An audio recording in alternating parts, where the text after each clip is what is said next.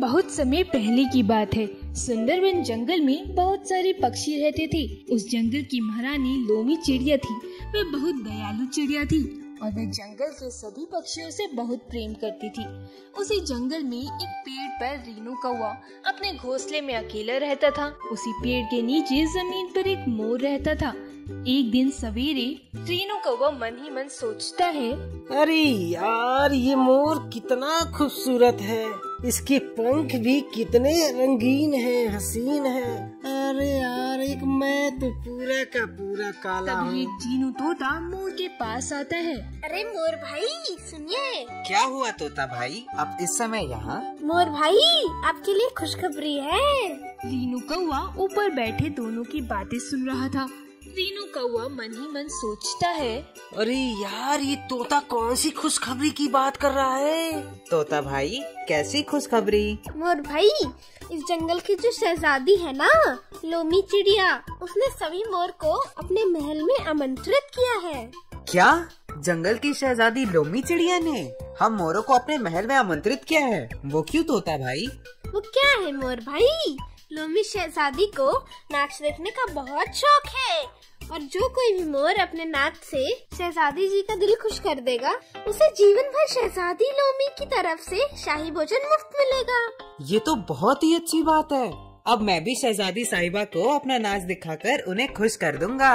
हाँ भाई, मोर को अपना नाच दिखाने का मौका मिलेगा और ये अवसर सिर्फ मोर पक्षियों के लिए है, अन्य पक्षियों के लिए अवसर नहीं है। कल सुबह शहजादी लोमी चिड़िया के महल में आ जाना। ये कहकर जीनू तोता उड़ता हुआ वहाँ से चला जाता है। अरे वाह वाह, मेरे लिए तो ये बहुत ही सुनहरा अवसर है। अब मुझे अपनी कला से शहजादी साहिबा को खुश करना होगा। बस शहजादी चिड़िया मेरे नाच से खुश हो जाए, फिर जीवन भर मेहनत किए बिना ही भोजन करने को मिलेगा। रीनू कौवा ऊपर बैठे बैठे सारी बातें सुन रहा था। अरे वाह, ये तो बहुत ही अच्छी बात है। पर ये अवसर तो सिर्फ मोर पक्षियों के लिए ही है और मैं तो एक कौवा हूँ।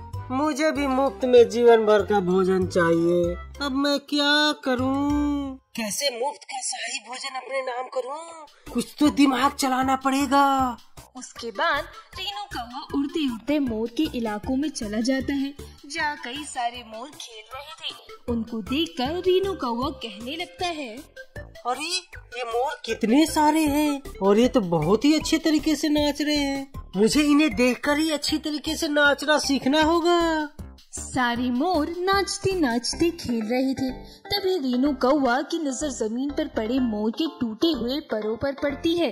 अरे इन मोर के पंख कैसे टूट रहे हैं? चलो, अब तो मेरी सारी समस्या आसान हो गई। अब इन टूटे हुए मोर के पंखों को उठा लेता हूँ और इन्हें अपने शरीर के ऊपर लगाकर मैं भी मोर बन जाता हूँ।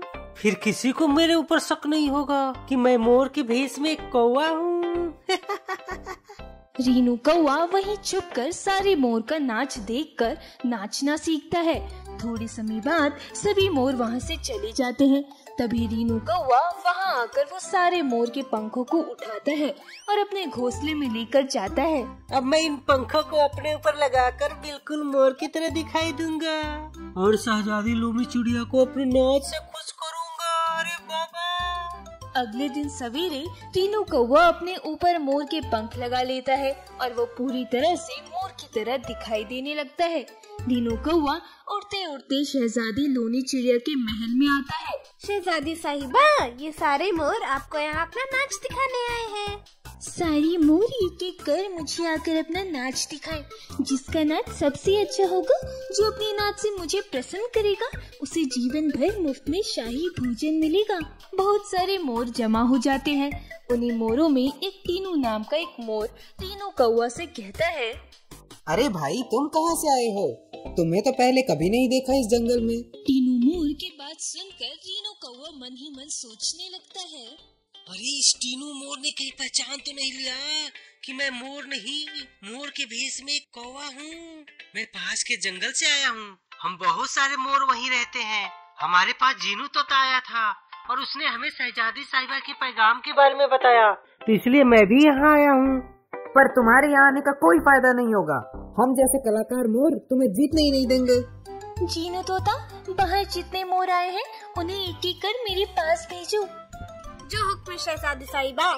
जीनू तोता इत्तला करता है कि वो एक एक कर शहजादी साहिबा के पास जाए और अपनी कला का प्रदर्शन दिखाए। धीरे धीरे एक एक कर कई सारे मोर शहजादी साहिबा के पास जाते हैं और अपना नाच दिखाते हैं। वहीं दूसरी तरफ रीनू कौवा मन ही मन सोचने लगता है, अरे ये तो सारे के सारे असली मोर हैं और इन्होंने तो इतना अच्छा प्रदर्शन किया है शहजादी साहिबा के सामने।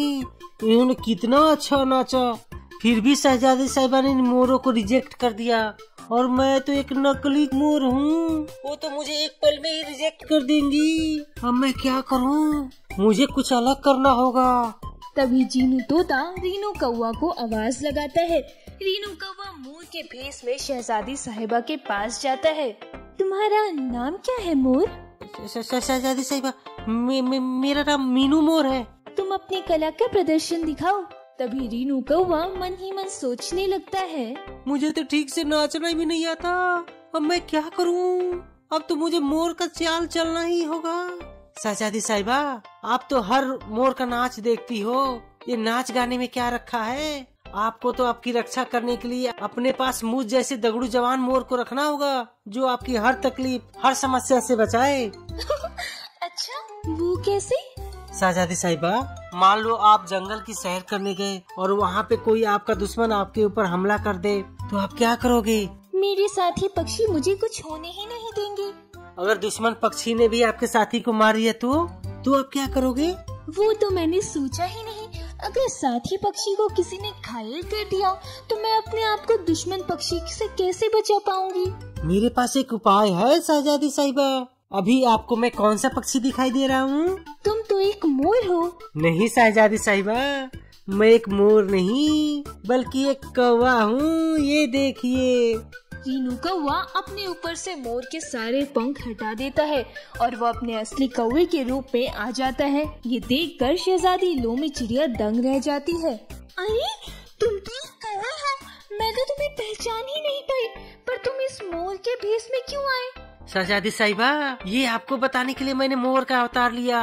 ये सारे पंख आप अपने पास रखिए। जब भी आप पर हमला होने वाला हो या आपको लगे कि आपके दुश्मन आपको ढूंढ रहे हो, तो ये पंख लगाकर आप मोर का अवतार धारण कर लेना। किसी को शक भी नहीं होगा कि आप शहजादी लोमी चिड़िया हैं। सबको लगेगा कि आप एक मोर हैं। शहजादी लोमी चिड़िया को रीनू कौवे का ये सुझाव बहुत ही पसंद आता है और वो रीनू कौवे को सदा के लिए अपने महल में अपने पास रख लेती है। इसी तरह रीनू कौवे ने मोर की चाल चलकर शहजादी लोमी चिड़िया के दिल में और महल में अपनी जगह बना ली।